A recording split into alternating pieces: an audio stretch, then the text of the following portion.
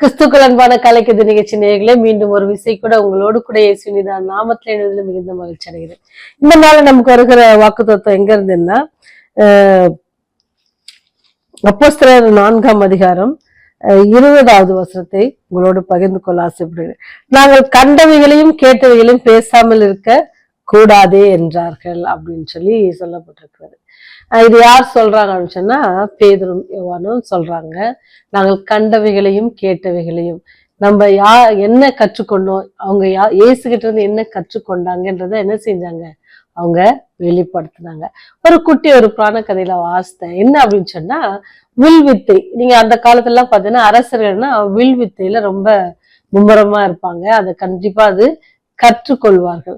அப்படி கற்றுக்கொள்ளும் பொழுது குரு என்ன செய்வாங்கன்னு சொன்னா அவங்களுக்கு வில்வித்தையை சொல்லி கொடுக்கும் போது உங்களுக்கு தெரியும் அந்த அம்பு எப்படி ஏனோ எதை பார்த்து ஒரு டிஸ்டன்ஸ் ஃபர்ஸ்ட் ஸ்டார்டிங்ல கொஞ்சம் கிட்ட அப்படி அந்த மாதிரி. அப்போ அவங்களுக்கு எல்லா பயிற்சியும் கொடுத்துட்டாங்க. குரு எல்லா பயிற்சியும் கொடுத்த பிறகு என்ன செய்யறாங்க, ஒரு நாள் எல்லாருக்கும் டெஸ்ட் வைக்கணும் அப்படின்னு சொல்லி எல்லா ஸ்டூடெண்ட்டையும் நிக்க வைக்கிறாங்க.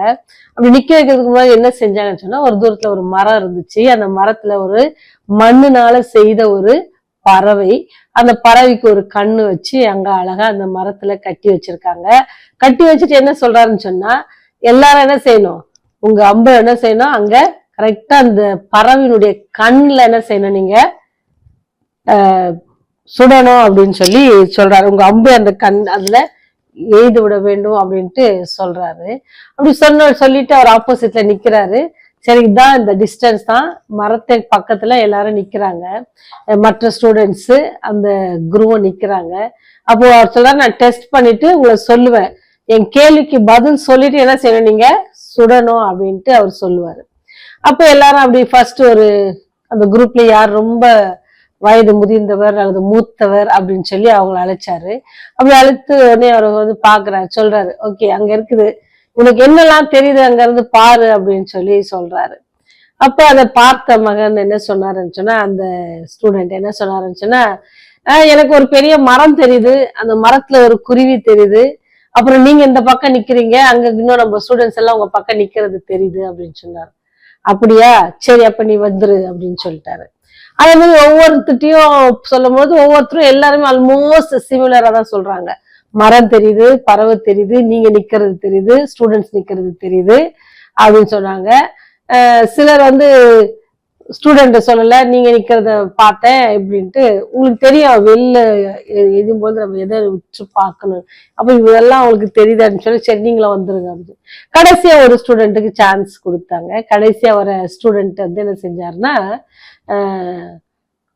கேட்கிற அதே கேள்விதான், உனக்கு என்ன தெரியுது அப்படின்னு சொல்லி. அப்ப அந்த ஸ்டூடெண்ட் சொல்றாரு, குருவே எனக்கு அந்த பறவையின் கண்ணு தெரியுது அப்படின்னு சொன்ன.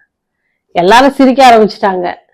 அப்ப குரு சொன்னாரு, அப்படியே அவனுக்கு கண்ணு மட்டுமா தெரியுது, சரி கையை எடுத்துரு அப்படின்னு சொல்றாங்க. திருப்பி அவரு அம்பு எல்லாத்தையும் அந்த வில்லெல்லாம் கீழே அப்படியே இறக்கிட்டாரு. சரி திருப்பி வை அப்படின்னு சொல்லிட்டு திருப்பியும் கேட்கிறாரு, இப்பா எல்லாருக்கும் எல்லாம் தெரிஞ்சு என்ன உனக்கு நான் ஒரு கண்ணு மட்டும் தெரியுது, அவங்களுக்குலாம் எத்தனை காரியம் தெரிஞ்சிச்சு, மரம் தெரிஞ்சிச்சு, அப்புறம் குரு தெரிஞ்சாரு, ஸ்டூடெண்ட் தெரிஞ்சாங்க, பறவை தெரிஞ்சிச்சு, ஆனா உனக்கு எப்படி கண்ணு மட்டும் தெரியுது, நல்லா ஒழுங்கா பார்த்து சொல்லு, நீ சரியா பார்க்க மாட்டேங்கிறிய அப்படின்னு சொல்லி சொன்னாராம். அப்படி சொன்னப்ப அவர் திருப்பியும் சொன்னாராம், குருவே என்ன குருவே, எனக்கு பறவையின் கண் மட்டும் தான் தெரியுது, அப்ப சுடு அப்படின்னு சொன்னாராம். அப்ப அந்த ஸ்டூடெண்ட் சுட்டு பறவையின் கண்ணை சுட்டாரு அப்படின்னு சொல்லி அந்த புராண கதையை வாசித்தேன். ஏன் இதை சொல்றேன் அப்படின்னு சொன்னா, அவங்களுடைய நோக்கம், அவங்களுக்கு கொடுத்த டாஸ்க் என்ன அப்படின்னு சொன்னா அந்த பறவையின் கண்ணு சுடுறதுதான். அவங்க பார்க்க வேண்டிய இடமும் அந்த பறவையின் கண்ணு தான். ஆனா மற்றவங்க எல்லா ஸ்டூடெண்ட்ஸ் எதெல்லாம் பார்த்தாங்க, மரத்தை பார்த்தாங்க, பறவைய கூட பார்த்தாங்க, குருவை பார்த்தாங்க, ஸ்டூடெண்ட்டை பார்த்தாங்க. யாரும் என்ன சொல்லல, யாருமே ஆன்சரு கண்ணை பார்க்கல. அவங்களுடைய எய்ம் எங்கதான் இருக்கணும், அவர் சுடுறது கண்ணு மாத்திரம்தான், அவங்க எதையும் பார்க்க கூடாது. அதே போலதான் ஆண்டவர் அவங்க டிசைபிள்ஸ்க்கும் அவர் போறப்ப சொன்னாரு, நான் போறேன், நான் போன பிறகு என்ன செய்யுங்க, உலகெல்லாம் போங்க, போய் என்ன செய்யுங்க, உலகம் எங்கும் போய் இந்த சுவிசேஷத்தை பிரசங்கிங்க அப்படின்ட்டு சொன்னாரு. அப்படி சொன்னப்ப பேதுரு யோவானும் அதே தான் செஞ்சாங்க. அவங்க அப்படி செய்யும் பொழுது அவங்க ஆலயத்துக்கு போகும்பொழுது ஒரு மேன் என்ன செய்வாரு, சுகம் கொடுப்பாங்க. அந்த மகன் போய் நான் சுகமாயிட்டேன், நீங்க ஒரு வழியில உட்காந்து பிச்சை கேட்ட மகன் தானே அப்படின்னு சொல்லி எல்லாரும் அந்த சாலமன் மண்டபத்து எருசலேம்ல அந்த ஆலயத்திட்ட கேட்பாங்க. அப்ப அவர் சொன்னார், இல்ல 2 பேர் வந்தாங்க, எனக்கு சுகம் கொடுத்தாங்க அப்படின்னு சொன்னாங்க. அப்படி சொல்லும் போதுதான் பேதுரு செய்கிறா. அப்போ இந்த இது வந்து எல்லாருக்கும் முன்பாக என்ன நடந்துச்சு, ஒரு சீஷன் இவ்வளவு நாள் யார்தான் செஞ்சது அவங்க கேள்விப்பட்டாங்க, இயேசு கிறிஸ்து பண்ணதை பார்த்தாங்க. இப்ப யாரு அவருடைய சீஷர்கள் இப்படி செய்யறாங்களே அப்படின்னு சொல்லி அவங்களுக்கு ஆச்சரியம் ஆயிடுச்சு. எப்படி என்ன செய்யணும், நானு ஸ்டாப் பண்ணணும், அப்படி ஸ்டாப் பண்ணணும்னு சொல்லி அவங்க முயற்சித்து சில காரியங்களை சொல்லிட்டு அவங்க தான் சொல்றாங்க. அவங்களுக்கு என்ன பனிஷ்மெண்ட் பாருங்க. பேதுரு யோவான் அவர்களுக்கு பிரதித்திரமாக, தேவனுக்கு செவி கொடுக்கிறதை பார்க்கலாம், உங்களுக்கு செவி கொடுக்கிறது தேவனுக்கு முன்பாக நியாயமா இருக்குமோ என்று நீங்கள் நிதானித்து பாருங்கள். இந்த வார்த்தை ஏன் அவங்க சொல்றாங்கன்னா, இதுக்கு முன்பதாக அவங்க சொல்றதை கேளுங்க. அவர்களை அழைத்து இயேசுவின் நாமத்தை குறித்து எவ்வளவும் பேசவும் போதிக்கவும் கூடாது என்று உங்களுக்கு கட்டளை இட்டார்கள் அப்படின்னு போட்டிருக்கு.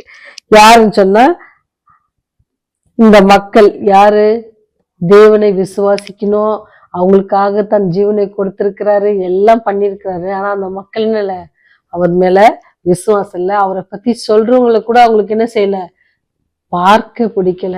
அதனாலதான் அவங்க சொல்றாங்க, இனிமேல் நீங்க என்ன செய்யக்கூடாது, பேசக்கூடாது. ஆனா இவங்களுடைய எய்ம் எல்லாம் என்னன்னா, பனிஷ்மெண்ட்டோ அல்ல எந்த காரியமோ அவங்களுக்கு இல்ல. அவங்களுடைய எண்ணெல்லாம் என்னது, அவருடைய நாமத்தை சொல்லணும். அதான் சொல்றாங்க, அவரை பத்தி எங்களால எப்படி பேசாம இருக்க முடியும், அவரை பத்தி நாங்க எப்படி சொல்லாம இருக்க முடியும் அப்படின்னு சொல்லி சொல்றாங்க.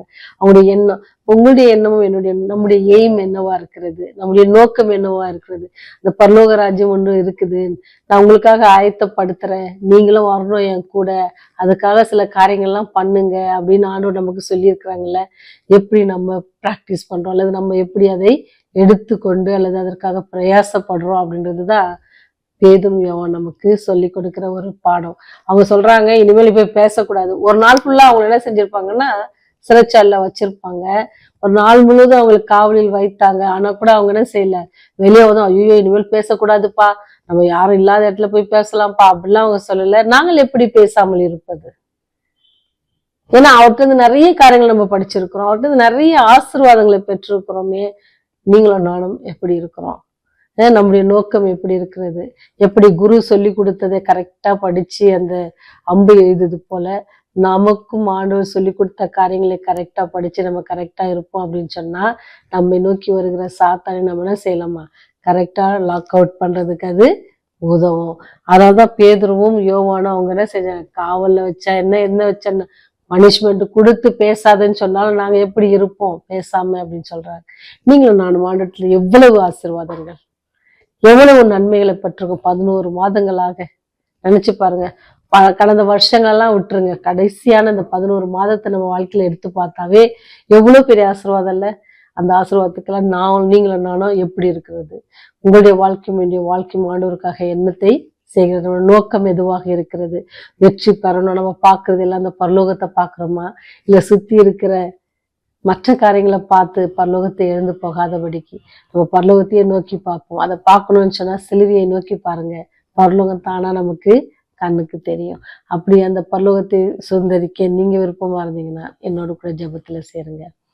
பாவத்தை வெறுத்து பாவிகளை நேசிக்கிறதான பரலோக தந்தையே, நீங்க இந்த உலகத்துல வாழ்ந்து எங்களுக்காக மரித்து உயிர் தெளிந்து பரமேறி சென்ற பொழுது எங்களுக்கு கொடுத்த வாக்கின்படி ஆண்டவரே, நீங்கள் போய் சகல மக்களுக்கும் ஒரு சுவிசேஷத்தை தெரிவிக்க சொல்லியிருக்கீங்க கர்த்தாவே. அதை ஒரு நோக்கமாக வைத்து நாங்கள் செய்யத்தக்க நீங்க கிருபை செய்யுங்க. அநேக ஆசீர்வாதங்கள் நாங்கள் பெற்றிருக்கிற ஆசீர்வாதத்தை குறித்து அநேகருக்கு நாங்கள் சொல்லவும், இப்படி ஒரு அன்பான தேவன் இருக்கிறார், பாவிகளா இருக்கையிலே எங்களை நேசிக்கிற ஒரு மனுஷன் இருக்கிறார் என்று சொல்லி, ஒரு தெய்வம் இருக்கிறார் என்று சொல்லி மற்றவர்களுக்கு நாங்கள் சொல்ல எங்களுக்கு உதவி செய்யுங்க.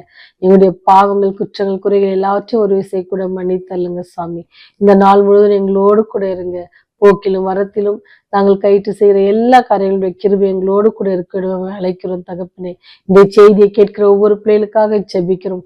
ஒருவருடைய கிறிஸ்துவரை அல்லாதவர்கள் இந்த செய்தியை கேட்பாங்கன்னு சொன்னா, இப்பேற்பட்ட வல்லமை உள்ள தேவன் அப்பேற்பட்ட அன்பான தேவன், பரலோகம் என்கிற ஒரு இடத்தை ஆயத்தப்படுத்துகிற தேவன் ஒருவர் இருக்கிறார். அவரையே நம்ம நோக்கி அந்த இடத்திற்கு செல்வதற்கான வாஞ்சை நம்மளோடு கூட இருக்க ஒவ்வொரு பிள்ளையும் நீங்க ஆயத்தப்படுத்துங்க சாமி. பாவிலாக எங்கள் மேல் கிருபையா இருங்க. உடைய ராஜ்யம் வரும்பொழுது எங்களை இணைத்தள்ள வேண்டுமாய் இயேசுவின் வழியாய் ஜெபிக்கிறோம் ஜீவனுள்ள நல்ல தகப்பனே. ஆமென், ஆமென்.